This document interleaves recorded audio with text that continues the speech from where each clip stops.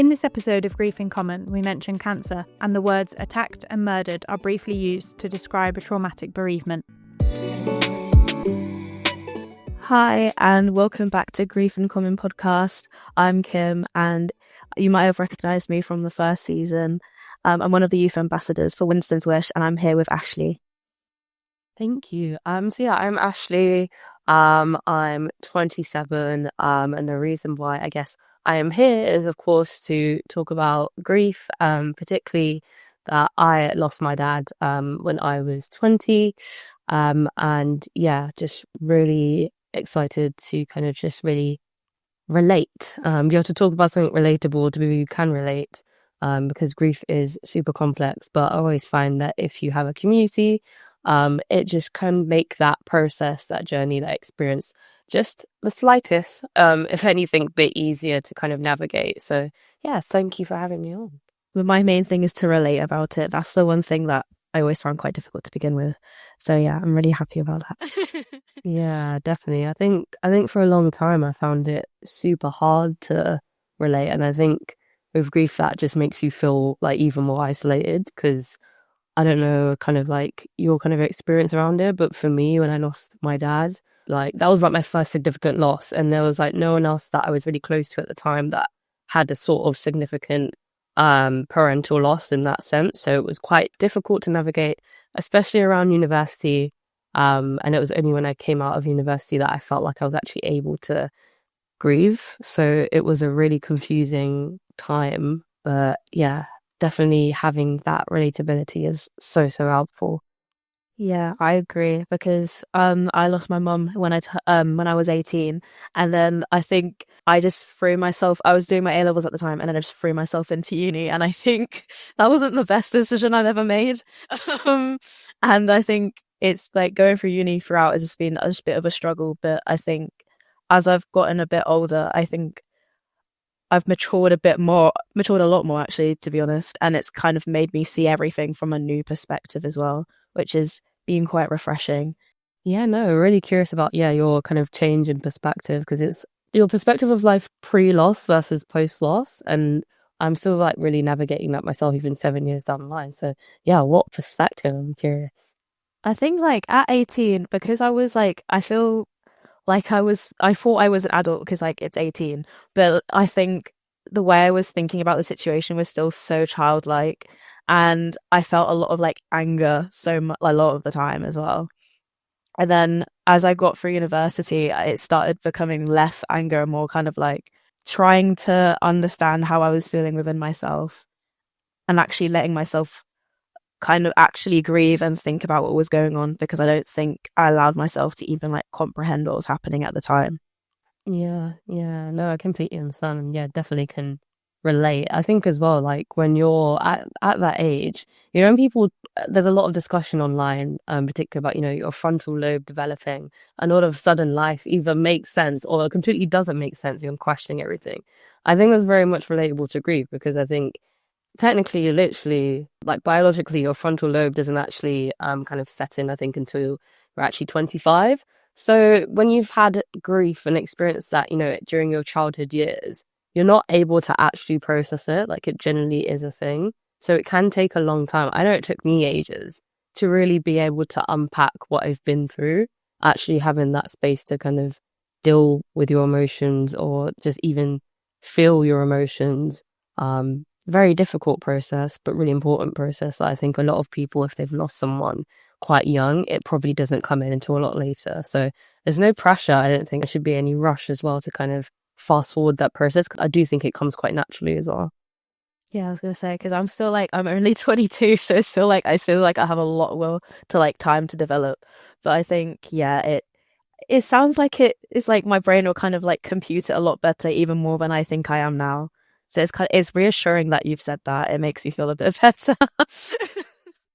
I mean, everyone takes their own, has their own timeline. There's no strict timeline when it comes to grieving and processing loss. Like, I mean, we all hope that we can just work through it as quick as possible, because we just obviously want to get on with life.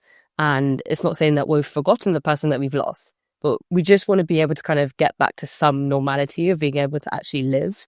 Because for quite a long time, for me particularly, I felt like I just felt like I wasn't living properly. I was just kind of like, I don't know, like kind of like a ghost just like swaying through life. Like it was very, very strange.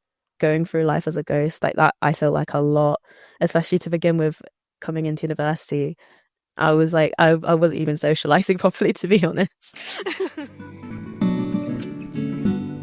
One of those things I think, especially if you're at university, like you probably just want to crack on, right? You kind of just want to like, you've worked so hard to get to university and you just want to be able to like finish. It's kind of like how I said before, like you kind of finish it and then it's like, okay, now I can grieve now, Yeah. which it shouldn't be like that. Like we should have that time and space, but I also understand that sometimes that's just better for people at the time. Like I know you said that as well, that, you know, you kind of just completely just kind of went through university, and that's not necessarily the wrong thing to do. Like I did that. I lost my dad in second year, just after finishing my second year. I went back into third year and I was like, for me, it was kind of like, if I don't finish this now, I think I just won't finish it. So it was kind of like, let me just stay in this mindset whilst I can, as best as I can. And, you know, make sure as well that I have some support system around me. And that's not everyone has access to that. And isn't, you know, that is quite a privilege. But yeah, there is that kind of feeling where you feel like you just have to like get through this. It is a weird kind of experience, I must say, but it really just depends on everyone. Some people might choose to pause their studies and just have that process, and that's absolutely fine. Whereas other people like you and I might decide to, you know, just push through university and then I'll grieve later, and that's okay too. Like, Yeah, it's difficult because I feel like it was partially my own decision, but then partially also like family also like played a big part in it as well. Because I think the way I was brought up was also to just like keep going, and like if you've already started something, you might as well finish it and then work hard at it. But I think, yeah, it was like it was a bit difficult, like looking back at it and just like thinking whether or not like maybe I should have taken a bit of a gap year, and then I would have just felt a little bit better within myself, I think. yeah, no, I questioned that a lot. I was like, do I just take a year out? Do I just take a few months out? Like, and it is a really hard decision to make because, like you said, you know, there might be family kind of pressures or just personal, put your own pressures on yourself to just crack on and get through it. So, yeah, but whatever decision anyone makes, as long as they're happy as best as they can be with that decision. And you can always go back on your decisions, like people change their minds. So it's never too late to take a break, I would say. Maybe take a break before you like hit into work. Then that's the one thing I wish I would have done. I went straight from graduating to pretty much into work like a few months later. And I wish I took that time and headspace before I entered the world of work, because that's a whole nother challenge. Yeah. I think you said something as well that I can relate to in terms of like kind of cultural expectations and how you're brought up, because I think for me, one thing that really held me back with my grief initially was feeling like I always had to be strong. And I speak about this a lot when I talk about my experience with grief, in the sense that there's a lot of strong Black women around me in my family. And from the outside looking in, it seemed like after my dad had passed, any kind of strong Black woman figure, from my perspective, it seemed like they were just really able to manage this way better than I could. Like everyone just seemed so strong. They were able to just kind of like, at some point, just be like, okay, this has happened and we're grieving. We've had a funeral. We've had our like a traditional kind of Caribbean 9 night, which is like a series of, well, from my experience, a series of evenings where you kind of have that time to remember the person, to grieve, to pray, particularly from a Christian background as well, from my family. And you have that, and then it's like, it seemed like those kind of women figures in my family just kind of were able to kind of like, okay, that's done now. We need to kind of try and start to get back and to be able to live for ourselves too. But for me, it took me ages to be able to feel like I can feel like I'm pretty much alive again. And that for me felt like I had this pressure. I was like, no, you have to be strong. You have to be like the other kind of Black women in your family. Like I was an adult in, well, terms of not being a teenager anymore. And it just felt like there was a lot of, not from them, but from my own kind of perception of how I should be in times of struggle or turmoil. So I can really relate to that kind of how your upbringing or kind of cultural expectations and experiences, how that can really shape you and, yeah, how you grieve, really. Yeah, yeah, I agree so much with that because I have two older sisters and then my dad as well. And I think for the first couple of weeks, everyone in the family, in the immediate family, was just like, we all knew we were all really not okay. But then it took a long time for us to even like start mentioning how, to what extent we just weren't feeling okay. And it also, for my oldest sister especially, it must have been like really difficult because there's also kind of that oldest sibling responsibility that she had, along with having like me being the youngest sibling and I'm like barely an adult. It's just like it felt like then I felt like I couldn't say anything because then it'd be more pressure on her, and then vice versa, and it just became more and more. It didn't benefit anyone really because no one was really saying what they actually felt. Yeah, it's such a strange one, honestly. I really do relate to that. I felt like for a long time that I just had to keep quiet about it as well. Because when you don't want to like, I always felt like if I brought it up, I would like re-trigger someone.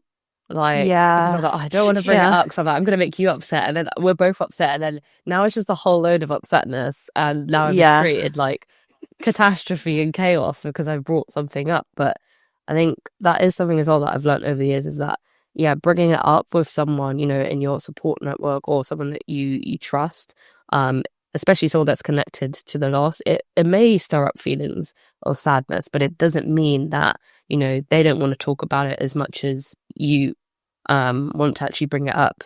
So there's also that kind of, I guess, a bit of a balance and a line between, yeah, trying not to re-trigger someone, but also it's very valid for you to want to talk about the person that you've lost. It's kind of how you keep memories alive. For me, it makes me happy to talk about my dad. I'm always happy to hear stories or just general, like, little quirks or things that he used to do. Like, that makes me happy. So I think it's important that we do have a space where we can freely talk about, yeah, our experiences. yeah, yeah. It's really important because it's like it's the main thing about not wanting to trigger anyone, especially. But I think over the past, I think 2 years ish, especially, it's been getting a lot better. Like, we'll mention my mum a lot more, and then my dad will as well, especially because he found it really difficult to begin with. But it's gotten a lot better, and I think accepting like the kind of barrier of like admitting that we need help, maybe from like an outside perspective or someone else, like a bereavement therapist as well. I think when it got to that point, everyone was like, okay, yeah, it's really helpful and it is really needed. I think was a really good point of when we started to really accept it a lot more. Yeah. What was your experience of therapy, if you don't mind me asking, of course? Like, I don't know, for me, I was initially really kind of keen to seek out someone from a similar cultural background as me, just because I wanted to talk about cultural issues in relation to grief or just building that connection between ethnicity and grief. But yeah, what was your experience like? I was the same, and to begin with like I was really, really wanted to like talk about it a bit more because I feel like that was the one thing that I knew in myself that I wasn't doing properly. Um, and I found it really difficult because like I was trying to like, I didn't know whether to go for like a child bereavement therapist or like an adult one because I was like, I feel like an adult, or I feel like a child, but I'm technically an adult. So that was like the main thing that I was finding really difficult. And then on top of that, being able to find like someone who'd relate to it on a more like cultural background was really difficult. And I was like, mainly because of the area that I lived, like I grew up in, was like, is predominantly white. So it was really difficult to actually find a bereavement therapist that understood where it was coming from a more cultural background, because I did have one to begin with, but it was really difficult, I think, to kind of talk about everything. And that's when I started to not really see the benefits of it as much. Yeah, no, I can definitely relate. It's such a minefield even to find a therapist, and then when you've got all these like specific categories and it starts to like narrow down and you get to the point where you're like, is there actually anyone left at the point Yeah. of that triangle? Now I've funneled it down so much. Again, as well, it might be kind of cost that might be involved that kind of dictates things. It might be if they're able to do it online or they're strictly in person. The pool can feel like it's getting smaller and smaller. I feel like thankfully, I think in more recent years, it didn't feel like that at the time when I was grieving, but it seems like there's more conversations online, just people being more open to talk about grief and loss and bereavement. And that's really helpful because I've seen more relatable faces, outside of a therapist scene, even just people talking about online, building a community, that's really encouraging for me, especially because I feel like in terms of sometimes the Black community, it's not always something that we speak about. We have our, we have our family kind of commemorations and our kind of individual kind of pools of celebrations for the person that we've lost. But outwardly talking about it outside of that can be very difficult for many reasons for different people.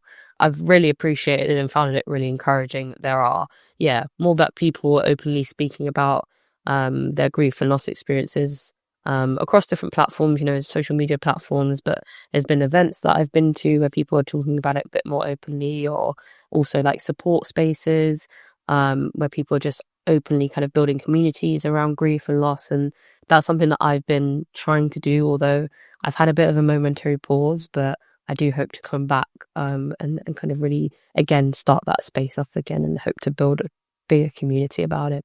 I think that's the one thing that I miss, because like even though I can relate to some people, like I found groups of people like my age to actually talk about bereavement with, but it's more like I sometimes like think, oh, I want to talk about it from a more cultural background. I want to talk about like, especially traditionally, like for the funeral especially, I thought like I didn't really understand what was going on. I'm from Ghana and we have specific like traditions, especially like with what we wear and then the colors and everything, and then what we do especially. And it just felt like I didn't know what was going on a lot of the time, and it was difficult to kind of, I wish I had someone to talk to about it a bit more. Yeah, I'm really interested in what traditions there are. Like you mentioned kind of the colors that you wear and like set of practices. What are those? Yeah, I'd love to hear more about that.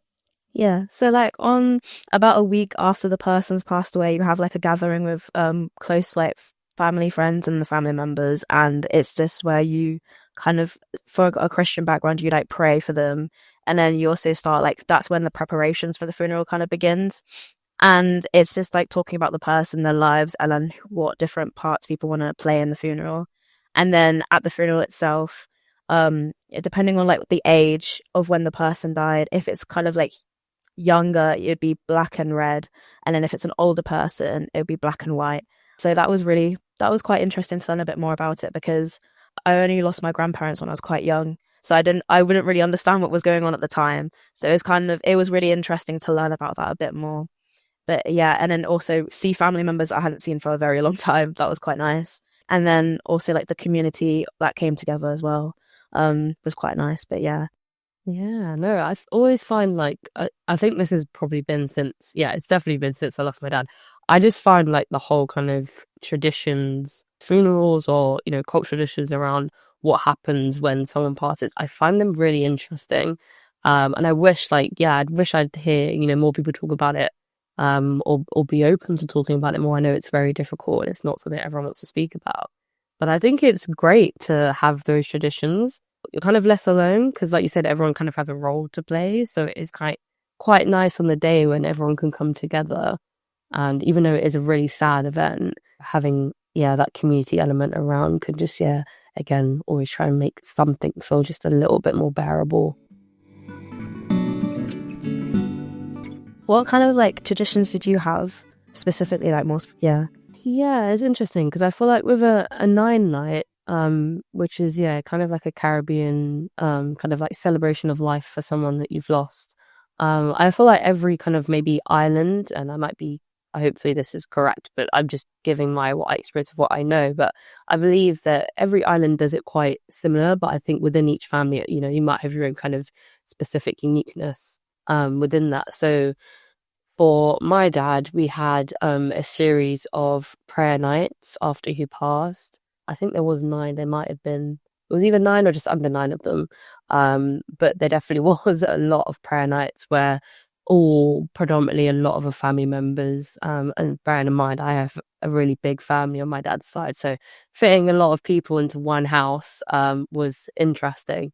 But we all came together, and for those nights, it was just, prayer and talking about my dad in the sense of remembering him for who he was, and everyone else kind of had their own experience of my dad, so it was nice to kind of hear how other people remembered him in different kind of lights. And we had a standard funeral per se, from a Christian perspective at a church, and then we moved from the church to the burial ground. And then from the burial ground, we moved to kind of like a massive hall where we had, this is where I guess the food and the community and the music kind of comes in. So that really big celebration of life per se. I guess for clothing as well was, we decided to do it for us where we chose to wear his favorite color. So I know that none of us wanted to wear black. We just felt that it just didn't fit the mood of my dad at all, the person that he was. I don't think I really saw my dad even wear black, funnily enough. Like, he may have worn like a dark pair of jeans, but don't recall him really wearing dark tops. But he seemed to wear a lot of, from what I remember in his wardrobe, not a lot of navy blue, or just blue in general. So that was the color scheme. I remember getting like blue ombre braids, which is, that was intense. I really went full out. But yeah, I think I just tried to make it as it's not even easier for myself as possible, but I try to find some sense of life outside of, within the space of death, I guess, and some sort of light in a space of darkness in that sense. So having, the family wear kind of like the colors that he remembered, and listening to music. My dad loved house music, and I'm a massive house music fan, so that was something that was really comforting to me, and something that I still do now. So a mixture of kind of like cultural traditions, but also what our family just wanted to implement into that kind of experience too, really. Oh yeah, that's really nice. I really like that, especially with like the colors that you wore for his funeral was really nice as well. That's like, it's really like the fact that he just never wore black is really like, it's weird to me. My mum like used to always just wear like monochrome clothes. Like, I used to remember when I was little, I used to ask her, "Oh, what's your favorite color?" She'd be like, "White, black." She knew what she wanted. That sounds great. And I mean, it sounds like her wardrobe would have been really good, to be fair. Like, It sounds like she had really good like monochromatic pieces. Yeah. That's amazing. So did she ever wear any color? Just curious. Like, I think like a bit, but it would always be like not like bright colors a lot of the time. It'd be more like as dark like sage greens, or like if it was colored, it'd be like something like a floral dress or something, especially for church. And so when she would like wear like really nice like elegant dresses and stuff, it was really good. I love that. It's interesting actually. I think fashion plays. I've read loads of things about how kind of fashion plays into kind of these kind of funerals or kind of celebration of life events, and it's quite a big thing for a lot of people, where it's like some people choose to just wear the black, which is quite traditional. Sometimes people do different colors. You might have kind of cultural wear as well that plays into it, which I always find is really nice. So fashion and grief, who would have thought? Yeah. Because in some like cases, especially in Ghana, you'd have like a specific fabric that you use that everyone in that family would use to like make dresses out of. Because for my grandmother's funeral, we all had those for like 2 different days. We had one day for her funeral where we wore one cloth design, and then for the Sunday mass, the following Sunday, we had a different material that everyone wore that was the same. It was really like it was really, really nice, because like everyone on that side of the family just looked so like together, and it was really, really good to see. Oh no, that sounds really, really lovely. I know it's weird because you're talking about this. I know like people listening might think, how can you speak so like happily about such a what should be a sad event? But I think elements of joy and grief, I think, are important. Yeah, it's really nice to talk about this actually. Yeah, it's really, really nice. That's the main thing, that people like just kind of assume that you'll be really, really upset talking about it. But a lot of the time, especially when my mum first passed away, it was just nice to hear other people like talking about her, because it was, especially because I was so young at the time, it was hearing all these different perspectives of her, some of them being even before I was born. It was really, really interesting. And then hearing from like people from who she worked with as well, because she worked as a nurse before. A lot of the time I grew up around them as well. It was really nice hearing about how she helped other people as well. Was really lovely. It's just like, it gives you more of a reason to celebrate rather than be so sad about it. Yeah, definitely. I think that's something that I try to embody that like every day when it comes to like how I feel about my grief. I speak a lot about this on the TikTok page that I have, and that's something that's still in the works. But I talk a lot about just being quite shameless in how you grieve, in the sense that everyone has their own experience of grief. There's no right necessarily or wrong way necessarily on how to grieve. Of course, we want to make sure that we are, looking after ourselves, and it really is about being bold and shameless and free to grieve how you want to grieve. Especially for me, for like the experience of losing my dad, there was a lot of how I felt a lot of shame, a lot of societal stigma around because of how he died. And that really got kind of weighed down heavily on me for many, many years. And it's only in the last year or so that I've just been like, I can't live like this in this kind of shame bubble anymore. And I just want to be able to grieve loss of my dad. Like, I think no matter how someone passes, someone has passed regardless. And I feel like people should be able to be free in how they grieve, and just be able to grieve openly in the ways that they want to, that are, safe and not of harm to them or anyone else.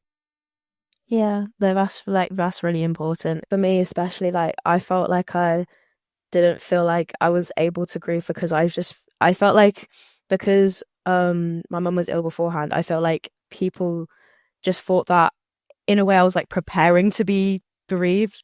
And it felt like as well, when it got to about a year or two afterwards, that people just felt like I shouldn't really be grieving as much as I was as well. And that was really difficult to kind of understand, how some people could think that way, and also just thinking maybe they are right about that as well. Well, that's the thing. I think people think there's a difference when, so for my dad, it was very unexpected. He passed because he was unfortunately attacked and murdered, and it was a complete utter shock for every single person that he knew.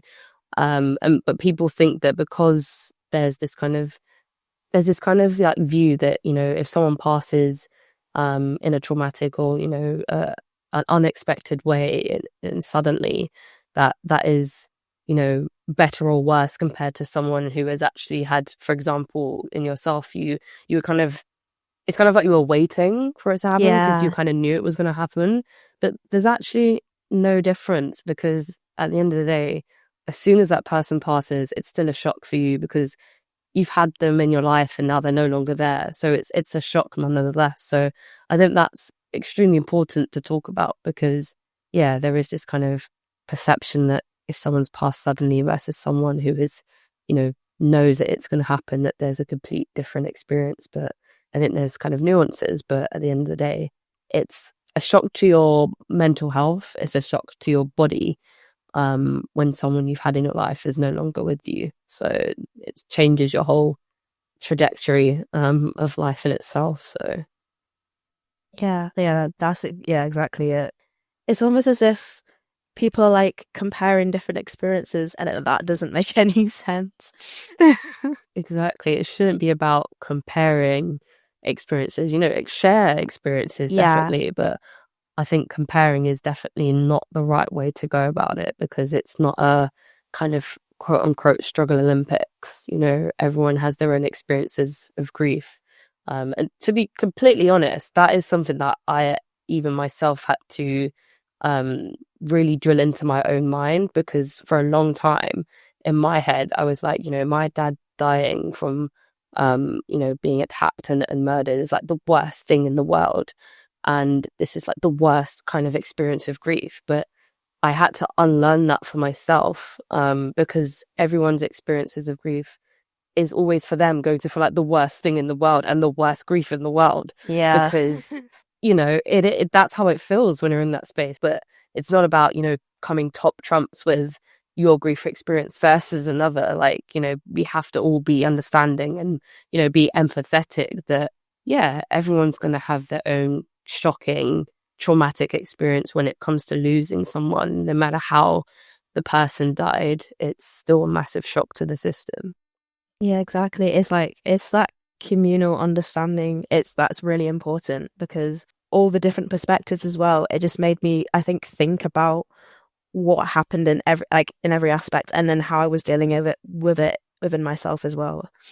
I'm always constantly trying to remind myself that, yes, I lost my dad, but there's also my grandparents who lost their son. There's my aunt who's lost a brother. There's my cousins who have lost an uncle. Like, it doesn't just center around, you. And I think that's, for some people like me, it was a bit of a struggle at the beginning, because it just felt like, oh, this is just my experience. But no, it's very much, it's a community experience. It's a shared experience. So, that's why I think it's important that we continue to have that community discussion that can help you navigate grief, or just be more open-minded, I think. Yeah, 100%. It's just the learning experience. It just makes it not easier, just better and like more beneficial. I think the more we talk about grief, for me anyway, I feel like the better. To be honest, I haven't actually spoken about my grief for a long time. Actually, this has been quite a while. In the last few months, I've been quite quiet, and I've actually tried to avoid it.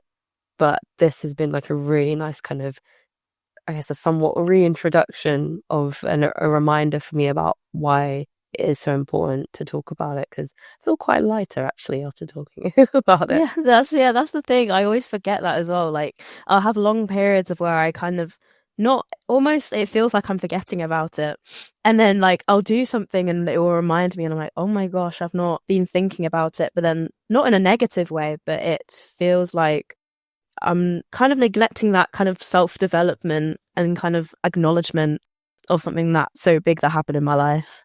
Yeah, sometimes it can go days by and I'm just like, oh yeah, I'm just like going through life, and then I'm like, oh wait, like my dad's actually not here anymore. Like, I think Yeah. I'm like, oh yeah, like duh, like obviously you know that, but it is kind of Yeah. sometimes it's like forefront of your mind and it's like very conscious thinking, and sometimes it becomes more kind of middle back of your mind where it's a bit more subconscious thinking.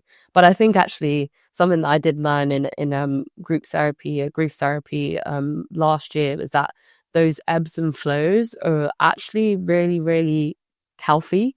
Because if you're in a constant state of conscious thinking about this grief all the time, it is overwhelming and it can be over consuming, and it can be kind of a thing where you feel so bogged down and weighed down, and that comes to a point where it just becomes so much.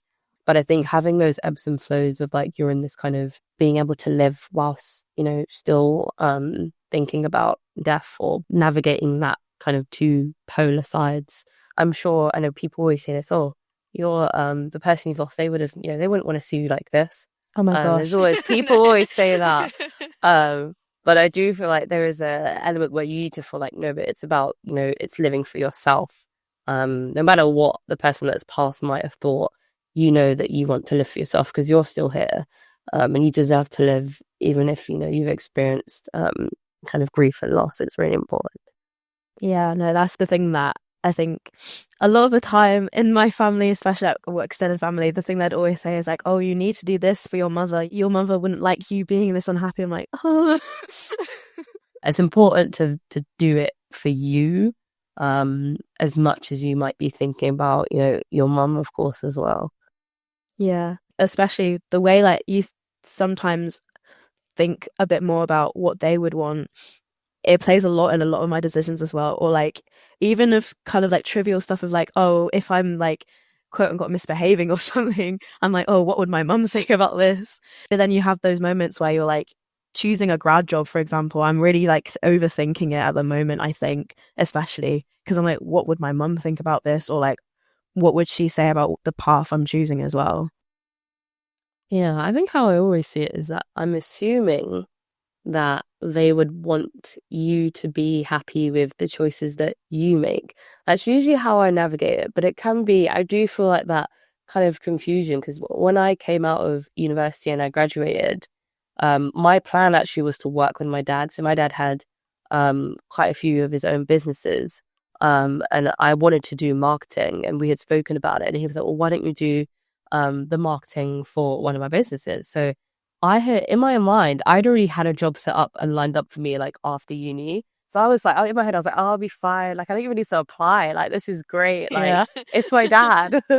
And then when he passed, it was like, oh, like now my whole future is kind of like completely turned around, because I had these set plans and goals, and I still ended up going into marketing, but it definitely wasn't the same. It's kind of like I've found kind of something that is more in line for me, rather necessarily than just tied to what I would have done with my dad. It's kind of developed and evolved into something slightly different. Yeah, it's really interesting how that can really change your future and your view and perspective of where you want to go and what path you want to go down. Thank you so much, Ashley. It's been really lovely to talk to you just about just sharing our grief and also picking out really cultural significant moments that really play a big part in grieving and just having that community. It's been really, really lovely to talk about it. Thank you so much. It's been a pleasure. And yeah, likewise, been really interesting to talk about so many different kind of cultural traditions. When it comes to bereavement, that's something that's definitely going to stick out. Fashion in grief and fashion and grief. That's definitely in my mind now. So yeah, no, thank you again for having me. And yeah, for anyone wondering what the TikTok page I was referencing to in the community I'm trying to build, so you can find me on TikTok under the name Shamelessly Grieving. So it's literally at Shamelessly Grieving, and it's really around breaking stigmas, breaking shame, breaking taboo around grief, but also whilst empowering healing. So yeah, stay tuned. It is in progress. Yeah, I really appreciate it. Thank you so much. Thank you so much for listening. This podcast is brought to you by Talk Grief, powered by Winston's Wish, the UK's first children and young people's bereavement charity. Listen to young people from different backgrounds have honest conversations about their grief and experiences. You might hear us laugh, cry, and everything in between. We hope that these conversations give you the confidence to talk about your own grief. If you're grieving and over the age of 13, this podcast is suitable for you, and we hope it helps you feel less alone. From teenagers to young adults, students to young professionals, we're all different, but we've all got grief in common. Thank you.